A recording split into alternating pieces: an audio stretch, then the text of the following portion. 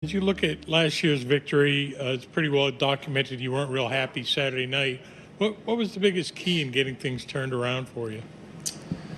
I think the biggest thing for me was honestly just getting it out of my system Saturday before I left the golf course, and I think that was something Bones did a great job with. It wasn't. I mean, y'all know it was cold that Saturday. Like, it was late in the day. It was not. I wasn't necessarily going to go have like an unbelievable practice session just with the conditions and weather and everything, but it was more just like I couldn't leave the property or the golf course in that frame of mind. It just wasn't. It's not healthy, and whether it was I'm trying to win the golf tournament or shoot a couple under and finish third or fourth, whatever it is, it's just I needed to be leaving on a lot more positive note and almost just go down there and just vent and just kind of get it out of me. And you know, that's just kind of when Bones told me, you know, we're doing a lot of great things, playing some really, really good golf, and you're still a great player. So let's not let one round, you know, change that. And yeah, it worked out well. Next, we'll go 16, followed by Mike 11. Justin, regarding the golf course, there's a lot of really, really tight turf around some of the greens. Mm-hmm. Do you know yet what you'll be doing, putting, chipping? Is that something you might even lead to an adjustment in the bag? I won't change anything that I would normally use. I mean, I generally travel with two different 60 degrees, one T grind, one K grind, and it just is basically based on the turf. And I feel like a T is just it's just better to chip off of, which is what I use 85% of the time anyway. But a lot of it is very situational around the greens. I mean, it's kind of unique because a lot of the runoffs behind the greens and side of the greens, they don't really run off to the fairway. They run off to the rough, and they run off to the first cut unless you're flying it on the flat areas, which you're hopefully wouldn't be doing in those situations. So, you know, it's one of those weeks where I think you'll be out watching people hitting chips and shots around the greens, and they're going to be maybe hitting shots from fairways around the greens when the balls aren't really going to stay there. And I think it's just one of those things you adjust. You know, all of us are gamers enough to where we assess the lie, and then from there we the pin, the wind, and go from there. But you definitely have an option of a wide variety of shots around the greens. Justin, you said it was everything you had heard. So what had you heard about Oak Hill? And since it's been 10 years since the tournament's been here with so many younger guys on the tour, how does that impact an event of a course that a lot of you had never played before? Yeah, it's very similar to Southern Hills last year. You know, everyone's like, oh, I haven't played since the redo. And I'm like, well, I've never played, period. So it's kind of nice for me in that sense. I'm sure some of the holes are similar for the guys that have played it, but you know, people that are trying to learn the redesign.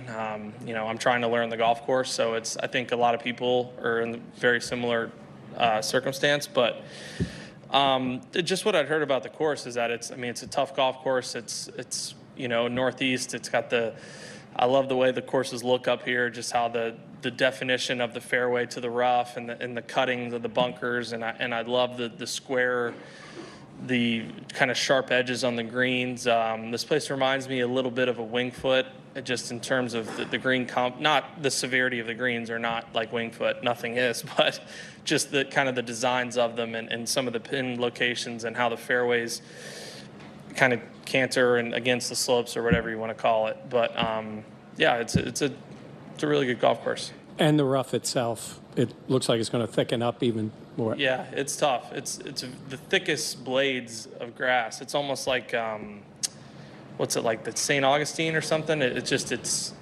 very, very thick. I felt like I have a lot of lies chipping and putting that I felt like chipping and hitting irons that I had a pretty good idea how it was going to come out, and I didn't. So I think that's going to be something that a lot of people will have to guess correctly or adjust to as the week goes on. Mike 2. Trees seem to engender strong opinions in people. How do you feel about just kind of old school tree line golf courses? What impact do you think they'll have this week? And then especially recoveries with the thick rough. I like it. I mean, I love old school golf courses. I think they can create a lot of definition to holes. it just seems like nowadays you can't really please anybody. You know, it's like, oh, if it's tree lined, oh, they can't get away from the old school, but then take the trees away. Oh, it's a bomber's paradise. You hit it wherever you want. It's too, you know what I'm saying? It's just, it's hard to, I guess, please everybody in that aspect, but it is very tough. I mean, Max today I played with Max, that par 5 on the front, I think number 4. You know, he hit a just barely pulled a drive. Wasn't a bad drive by any means, just through the fairway. And on a par 5, he'd just be hitting a 5 or 6 iron down there, but he had those trees on the left in his way, so then he's got to navigate those, and that's just a part of it. You know, there's going to be holes you need to play on one side or the other, and just kind of be smart when you get in trouble and not, you know, turn bogeys or pars into doubles and triples. Mike Ford? Justin, I talked to a couple of pros who wonder how a course this far northeast would play this early in the year. Grasses aren't quite mature, and maybe as it might be in other places. Is that something that you notice, and is there a way that you can play it or react to it and take advantage of that at all? I don't know about necessarily taking advantage of it. It's just a thing that we're all trying to get used to, and I mean, it's like any week, you know, we're going to, very rarely do you play back-to-back courses that are almost identical in terms of grasses and condition and whatnot. So we're all getting here, whether it be Sunday, today, tomorrow, and trying to get our feels of the greens, of the chipping, the whatever. And I lost my train of thought, sorry. But it's just... What is your reaction, you know, in terms of playing a course like that might be unusual in terms of what you would normally see throughout a full season? I mean, it's just no different. It's hard to explain. It's just, you know, we play different. Like I said, we change week to week. I mean, you can definitely tell. You know, it's probably 3 or 4 weeks away from being like really, really good. I mean, the course is great. Don't get me wrong, but I mean, it's Rochester, New York in May. Like you can. I think it snowed like 3 weeks ago, so it's just the risk that comes with it. But and you'll have some iffy areas around the greens, and you know, some of the greens are you know, maybe different than others if they're shaded or whatnot. But I mean, the course is really good, that's for sure. By the way, it did not snow 3 weeks ago, and anybody who lives here will vehemently fight you if anybody says otherwise. Just Really? Did not, no. Okay. We've had a great winter. It was 4 weeks ago. Shush. 4. Oh, sorry. All right, next let's go Mike 8, followed by 18. Hey, Justin. By nature, you're a very fiery guy, even inside and outside. I'm just kind of curious how you manage that with as your frustration level was building when the results weren't coming, and how much of a challenge has that been in the last number of months when you haven't seen the results? It's very frustrating. It's especially. It's easy. It's a lot easier, like anything in golf. It's easier said than done in terms of thinking big picture, thinking process, thinking, you know, I'm going to be better off for this and whatnot. But at the end of the day, after a couple months or 6 months, whatever it is, where you're not performing as well as you feel like you should, and not, you know, having the finishes you feel like you should, or not winning tournaments that you feel like you should, then it's pretty easy to get pissed off and understand what's going wrong. But like anything, and like, I mean, I've preached this to myself.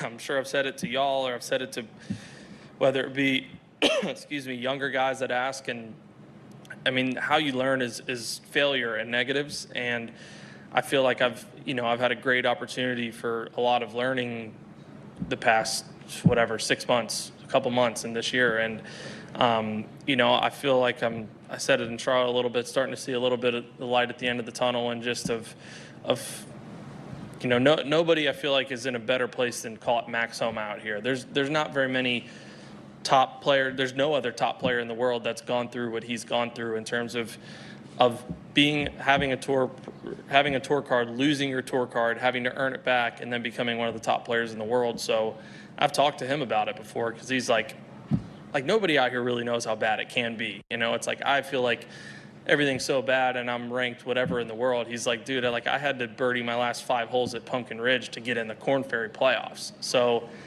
it's all relative, and it's just about making the most out of whatever situation you're in. If I could just follow quick on that, how much of a help, and I know you've been with him for a little while now, but how much of a help has Bones been with that for you? Because he's got such an even keel manner about him. Yeah, he's very positive. He's very encouraging. He's someone that, you know, especially now he's gotten to know me well enough. He can tell when I'm upset, or he can tell when I'm down on myself, to kind of almost, kind of put your arm on your back kind of thing and say, everything's okay, you're playing better than this, or whatnot. And it's hard to have. And I'm very, very lucky to have him by my side, because he definitely makes things a lot easier and better for me. Justin, I know you talked in Charlotte about just making the transition to AimPoint. Are you still using it, and does it become more familiar as you go down the road?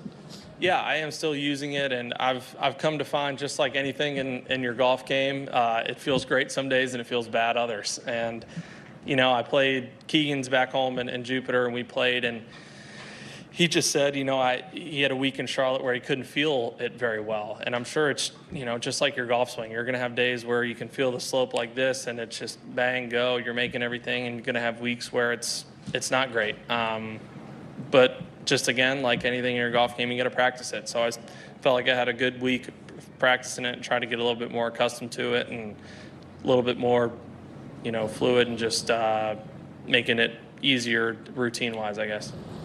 All right, let's go to 13, followed by 15. Justin, going back to your previous comments about results and maybe not what you want them to be, how do you define success and failure in this game, especially since it's not just one team versus the other? You're 1 of 56, and are those sentiments you have to kind of recalibrate throughout the year? Yeah, I guess in literal terms, it's did you win the tournament or not? It's unfortunate how it happens that way, and it's in reality that's not how you should or how all of us base success and failure. But at the end of the day, we're all trying to win the golf tournament, and whether it's we backdoor to third place or we were tied with one hole left and made a bogey and finished third, we might be pleased somewhere in here with a third, but there's somewhere down there that's upset we didn't win. And I just think it's just kind of understanding where you're at that time, or in the golf tournament or in your game. And there's going to be weeks where 7th place finish is really good for what I have that week. But then there's going to be some weeks where, maybe if I have a one-shot lead and on number 5 on Sunday and I finish 7th, like those 7ths are very different. So it's just understanding, I think, the situation, circumstances of that given day or week, and basing it off that, if you will. Justin, where does your grit to hang in there last year Sunday come from? Where does the guts to go for the green and the playoff off on a par 4? Where does that come from? How did you develop that? I think a lot of it was probably, how I was raised in terms of the grit and just in hard work, the inner belief, and just to kind of never quit, never give up. There were many times in junior golf where, like a lot of 8-10-year-olds, you start sulking and pouting and kind of walking. You can even see players out here where it's, you can tell when they've almost given up kind of thing. And that was just something that my parents instilled in me. Like, you're not one of those kids. You're not going to give up. You're not going to quit.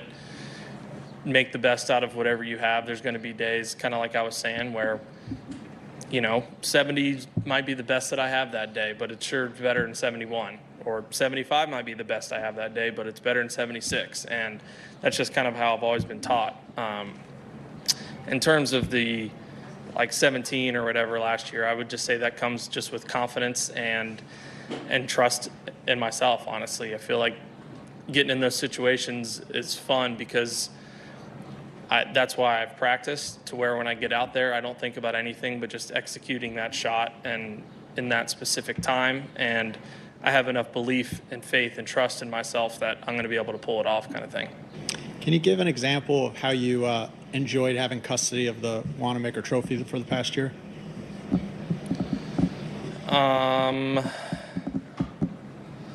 Yeah, it was pretty fun. I went straight to Colonial the next week and shared a house with kids, and it just sat on the dining room table the entire week. Well, I shouldn't say entire week because I missed the cut, so for 5 days. But then I wanted to go see my buddies at home in Louisville, so I took it home with me to Louisville, and one of my buddies had a little house party, and we filled it up with some beer and drank it. So it's little stuff like that that's fun. But unfortunately, we've been going through a move, and it hasn't been out and displayed. So hopefully we'll have one to bring home to display with him. Mike 14. A couple of them, JT. There's not another trophy you have to bring back, is there? Of the ones you won? Just the... I got both. Well, they're replicas, though, right? Probably, yeah. You don't know this? I don't care, honestly. Okay. I got them both. That's all I know. I wanted to follow up on the way you measure success and how you go about that. Do you feel like you're in a slump? Right now, no. A couple weeks ago or a month ago, probably, yeah. Have you shown up at a tournament in the last year wondering whether you could win or thinking you couldn't? Yeah. What's that like? It sucks. It's not good, yeah. It's terrible. I mean, I mean, how I described it for a couple months is I've never felt so far and so close at the same time. So that's, it's a very hard thing to explain, and it's also a very hard way to try to compete and win a golf tournament. But, you know, that's how you get out of it, just playing your way out of it and hitting those shots when you want to and making those putts when you need to, and then your confidence builds back up, and next thing you know, you don't even remember what you were thinking in those times.